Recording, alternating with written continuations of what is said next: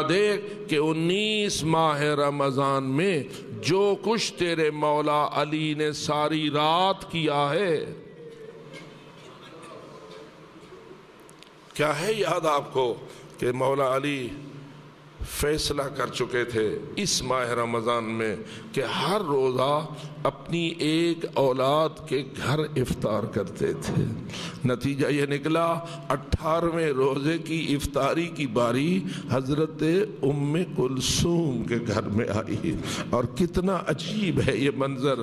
تاریخ کو جب انسان دیکھتا ہے تو حیران و ششدر رہ جاتا ہے کہ حضرت ام کلثوم نے اپنے بابا کے سامنے 18ویں روزے کی جو افطاری کا سامان رکھا ہے وہ اب باپ خود جائزہ لے۔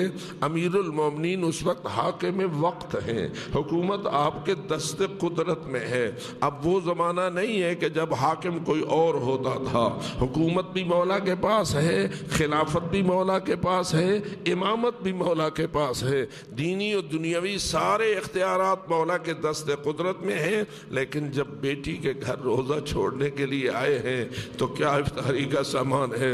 ایک روٹی ہے خشک سی، ساتھ ایک تھوڑا سا نمک ہے، اور ساتھ تھوڑا سا دودھ ہے پیالے میں رکھا ہوا۔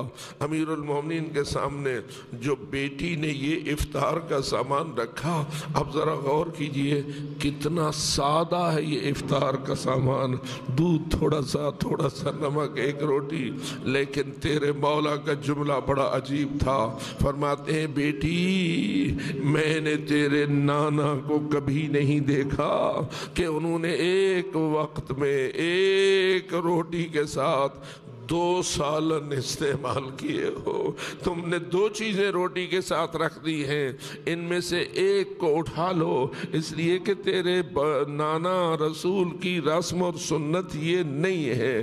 میں حیران ہوں، پہلے بھی سادہ ترین افطاری تھی، اس میں کوئی زیادہ تو نہیں تھی کوئی بات، لیکن اس کو بھی امیر المومنین نے ترمیم کرنا پسند کی اور فرمایا ایک چیز اٹھا لو۔ تو حضرت ام کلثوم نے دودھ کا پیالہ اٹھا لیا اور تیرے مولا نے نمک کے ساتھ اس روٹی کو چند لقمے تناول کیے، افطار ہوا، پانی پیا، اور اس کے بعد افطاری تمام ہو گئی۔ لیکن اس افطاری کے بعد تیرے مولا نے اب کیا تیاری شروع کی؟ اب ذرا دیکھ تقدیر کے فیصلے کے سامنے تیرا مولا کس طرح سر تسلیم خم کرتا نظر آیا ہے، حالانکہ شیر خدا ہے۔ علی حیدر کرار کی شجاعت کی مثال اس کائنات میں نہیں ہے۔ میں تجھ سے پوچھتا ہوں، کیا علی کے علم میں تھا یا نہیں کہ آج کوئی نجس خبیث اپنی تلوار کو زہر آلود کر کے اپنے سینے کے نیچے چھپا کے مسجد کوفہ میں سویا ہوا ہے، اور اس کی نیت بد ہے اور اس نے میرے اوپر حملہ کرنا ہے؟ کیا خیال ہے تیرے مولا کے علم میں ہے یا نہیں؟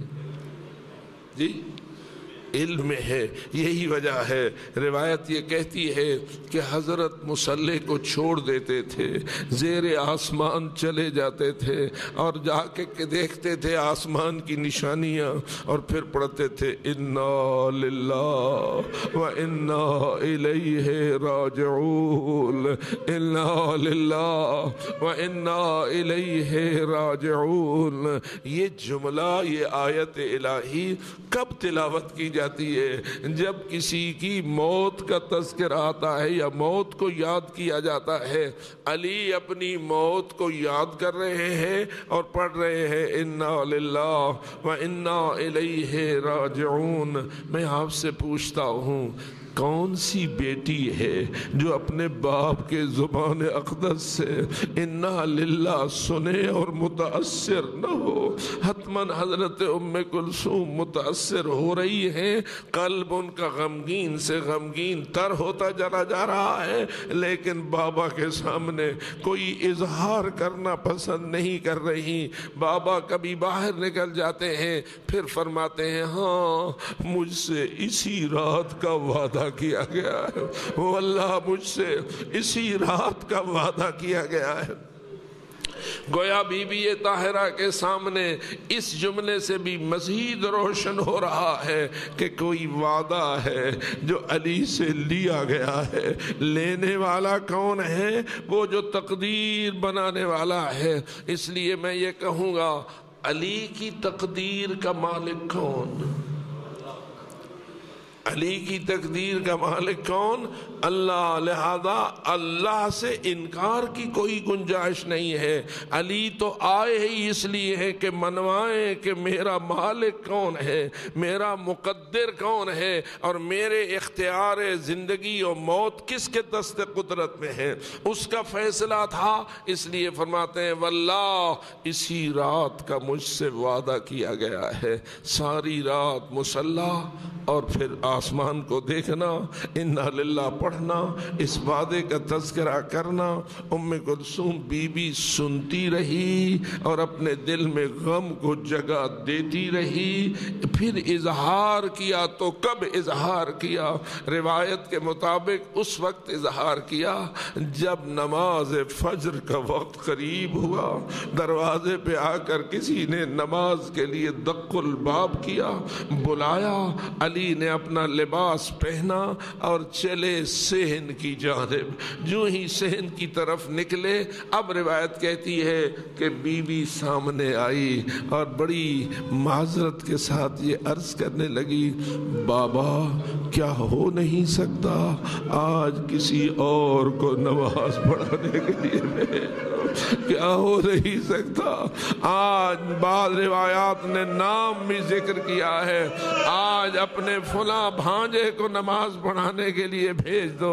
گویا بی بی کو تسلی ہو گئی تھی، آج مسجد میں میرے بابا کے لیے خیر نہیں ہے۔ ساری رات جو انا للہ پڑھتے رہے ہیں، یہ اشارہ ہے اس بات کا کہ مسجد میں آج کوئی خیر نہیں ہے۔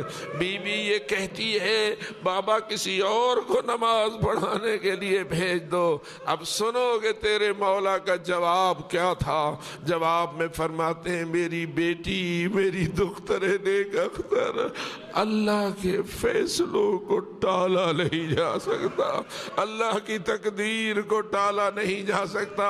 یعنی میں علی اپنے اللہ کے حکم کا پابند ہوں، میں اس کی تقدیر کے سامنے سر تسلیم خم ہوں، میں بھی اس کے سامنے انکار کی جسارت نہیں کر سکتا۔ اس لیے میری بیٹی، اللہ کی تقدیر کو ٹالا نہیں جا سکتا۔ اس وقت بی بی طاہرہ ایک طرف ہٹ گئی، علی نیچے اتر گئے۔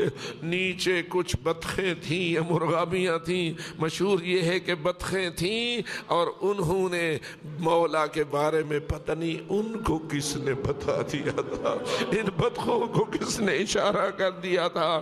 یہ بطخیں بیچاریاں اپنے پڑوں کو پھڑپھڑاتے ہوئے علی ولی کے راستے میں رکاوٹ بننے کی کوشش کر رہی تھی، اور علی ان کی ساری ان حرکتوں کو دیکھ رہے تھے اور کہہ رہے تھے ہن سوائح بعدہن نوائح، ابھی یہ پرندے میرے لیے چیخ اور چلا رہے ہیں، تھوڑی دیر کے بعد میرے گھروں سے عورتوں کے نوحوں کی آواز۔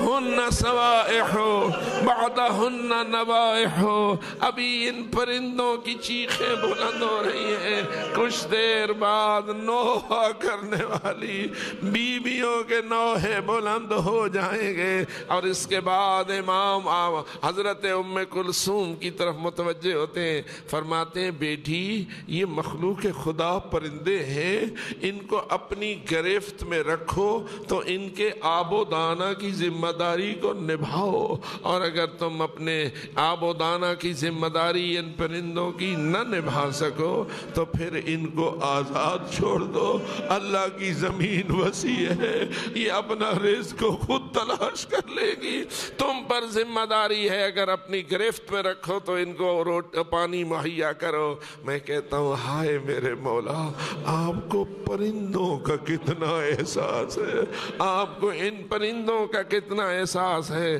لیکن آپ کی امت میں وہ لوگ موجود ہیں جنہیں آپ کی بیٹیوں کے پانی کا بھی احساس نہیں ہے، آپ کے بیٹوں کا بھی پانی کا احساس نہیں ہے۔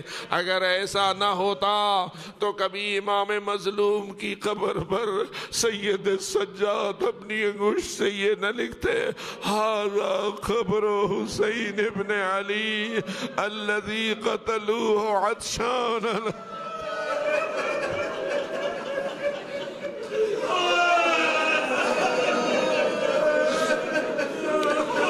ھذا قبر حسین ابن علی ابن ابی طالب الذی قتلوہ عطشانا غریبا۔ اور یہی وجہ ہے کہ سید سجاد کے دل کو بڑا درد تھا اپنے بابا کی شہادت کے معاملے میں، پیاس کا بڑا درد تھا۔ یہی وجہ ہے اگر کسی قصاب کے ہاتھ میں کسی گوشت فند کو دیکھتے کہ وہ اسے ذبح کرنے چلا ہے تو روک لیتے اور پوچھتے کیا تجھے آداب ذبح اسلامی کا علم ہے؟ کہتا ہاں۔ کہتے کہ کیا ہے بتا ذرا مجھے، تو وہ کہتا مولا ہم کسی جانور کو اس وقت تک ذبح نہیں کرتے جب تک اسے پانی نہ پلا لے۔ اور تیرے مولا کا رخ کربلا کو ہو جاتا، رو رو کے کہتے آئے میرے بابا۔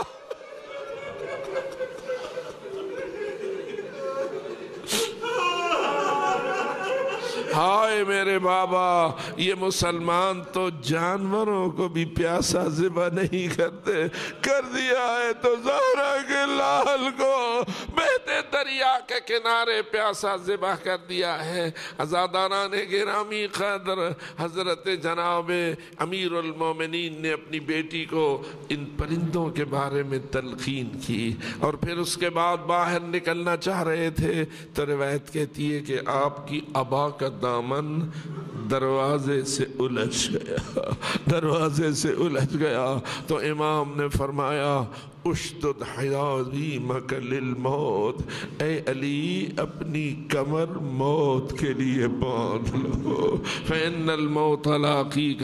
اس کے بعد علی چلے مسجد کی جانب، تفصیل میں جانے کی گنجائش نہیں، آذان خود دی، سوئے ہوں کو جگایا، اس منحوس کو بھی جگایا کہ جو حضرت کے قتل کا ارادہ لے کر نیچے زہر آلود تلوار لے کے سویا ہوا تھا، لیکن امام نے چونکہ تقدیر کی پابندی کرنی تھی، الہی فیصلے کی پابندی کرنی تھی، اس لیے اس فیصلے کے مطابق امام نے کوئی نہ رکاوٹ ڈالی نہ اس کے راز کو فاش کیا، اور اس طرح جو کہ محراب میں کھڑے ہو گئے جیسے علم ہی نہ ہو کہ کیا ہونے والا ہے۔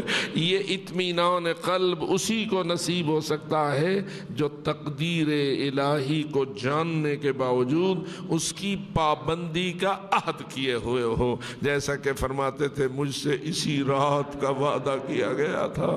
لیکن بس عزادارو، امام نے نماز شروع کی، پہلی رکعت کا پہلا سجدہ تھا، سجدے سے سر اٹھایا تو یہ نجس ملول پیچھے تلوار سونت کے آ گیا تھا، اس نے امام پہ اس زہر آلود تلوار کا حملہ کیا، آپ کے سر اقدس میں تلوار کا لگنا تھا، ادھر سے خون بہنا شروع ہوا، ادھر سے زمین و آسمان کے درمیان زلزلہ شروع ہوا، اور کوئی آواز دے کے کہہ رہا تھا قتل ابن عم المصطفیٰ، قتل علی المرتضیٰ، تہدمت واللہ ارکان الہدی، ہدایت کے ستون گر گئے، علی امیر المومنین کو شہید کر دیا گیا، اور ادھر مولا علی تھے کہ خون بہ کر ریش اطہر کو خضاب کر رہا تھا،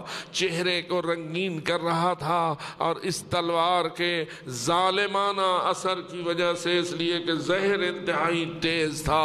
امام کبھی دائیں چلے جاتے تھے، کبھی بائیں چلے جاتے تھے، محراب کی خاک کو اٹھاتے تھے، اپنے زخم پہ رکھتے تھے اور فرماتے تھے منہا خلقناکم وفیہا نعیدکم ومنہا نخرجکم تارۃ اخری۔ ادھر یہ منزل ہے، پوچھتا ہوں 7 گھروں میں یہ شہادت کی آواز پہنچ گئی یا نہ پہنچ گئی؟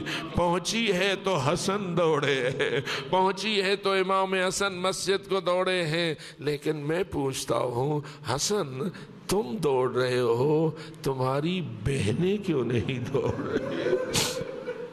تقاضۂ فطرت تو یہ ہوتا ہے کہ خواتین جب اس قسم کی خبر سنیں تو چین کھو بیٹھتی ہیں، لیکن میں اتنا ہی کہوں گا اللہ جانے علی کی شہزادیاں کتنی دین اور شریعت کی پابند تھیں اور کتنی اللہ کی تقدیر کے سامنے سر تسلیم خم تھا کہ علی ابن ابی طالب کی بیٹیاں اور خواتین یہ دروازے کے اندر رہیں، باہر نکلے ہیں تو امام حسن نکلے ہیں۔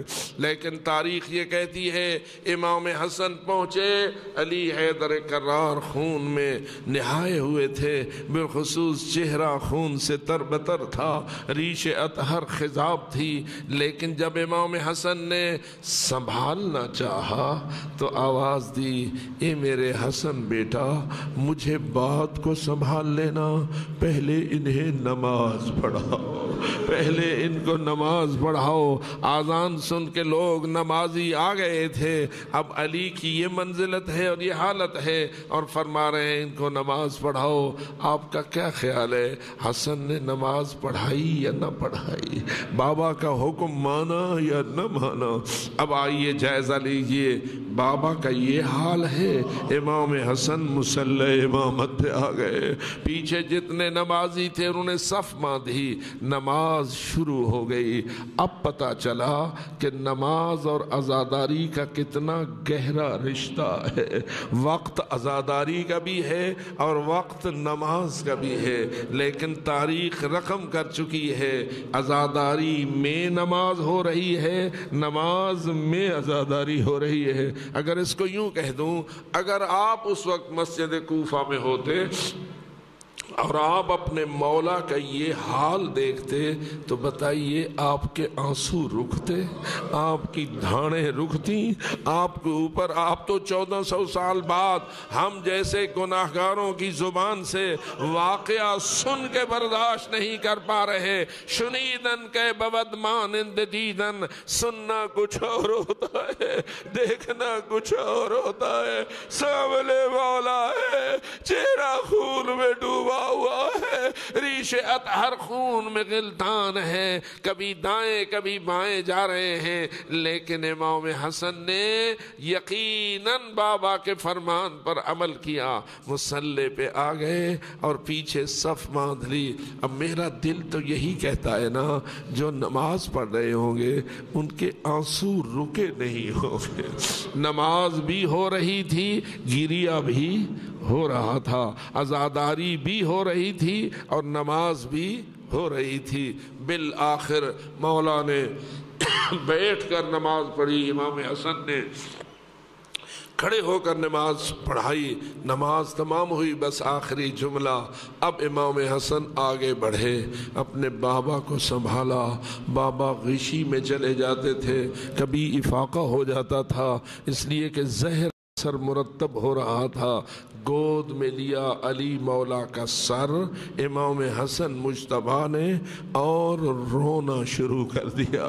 جوں روئے تو گرم گرم آنسو علی حیدر کرار کے چہرے پہ گرے، جوں ہی گرے علی مولا نے آنکھ کھولی، اپنے حسن بیٹے کو روتا ہوا دیکھا، پوچھا بیٹا کیوں رو رہے ہو، میرے لخت جگر کیوں رو رہے ہو؟ امام حسن کا جواب آیا، بابا آپ کی یہ حالت دیکھ کر رو رہا ہوں، آپ کی یہ کیفیت دیکھ کر رو رہا ہوں۔ یہ سننا تھا، علی خود رونے لگے، علی خود رونے لگے۔ کیوں؟ اس لیے کہ میرے حسن بیٹا تو میری حالت کو دیکھ کے رو رہا ہے، مجھے تیرا آخری وقت یاد آ رہا ہے اور تیرے بھائی حسین کا آخری وقت یاد آ رہا ہے۔ تیری حالت کیا ہوگی، تیرے بھائی حسین کی کیفیت کیا ہوگی؟ تم میرے حال کو رو رہا ہے، میں تمہارے حال کو یاد کر کے رو رہا ہوں۔ عزاداران محترم، یہ ہے وہ عزاداری جو تجھے معصومین نے سکھائی ہے، اور اس طریقے سے خداوند تعالی نے ہمیں ایسا عزادار بنایا ہے کہ ہم حالت عزاداری میں بھی تابعداری الہی کرتے ہیں، اور ہر منزلت میں ہم اپنے امام کے حکم کے تابعدار ہوتے ہیں۔ لیکن آخری جملہ اتنا کہہ دوں، امام کے زخمی بدن کو جب گھر لے جایا جا رہا تھا تو حضرت دروازے پہ کہتے ہیں، جائے میرے حسن بیٹا ان صحابیوں کو کہہ دو جو میرے ساتھ روتے ہوئے آ رہے ہیں، یہ دور چلے جائے، یہ دور چلے جائے۔ کیوں؟ اس لیے کہ جب میرا بدن اندر داخل ہوگا، میری کیفیت کو دیکھ کر آل محمد کی خواتین رونا شروع کرے گی، اور علی کو برداشت نہیں تھا کہ بیبیوں کے رونے کی صدائیں مولا علی کے صحابہ جو عزادار ہیں وہ سننے پائیں۔ لیکن میں اتنا کہہ کے مجلس ختم کروں گا، یا علی، آپ تو اپنے ماننے والے صحابیوں اور عزاداروں کے کانوں تک اپنی بیٹیوں کے رونے کی صدائیں برداشت نہیں کر رہے۔ اللہ جانے وہ وقت کتنا سخت تھا جب خیموں سے شعلے نکل رہے تھے اور آپ کی بیٹیاں واہ محمدہ، واہ حسینہ اور واہ حجابہ کی آوازیں بلند کر رہی تھیں۔ الا لعنت اللہ علی القوم الظالمین وسیعلم الذین ظلموا ای منقلب ینقلبون۔ انا للہ و انا الیہ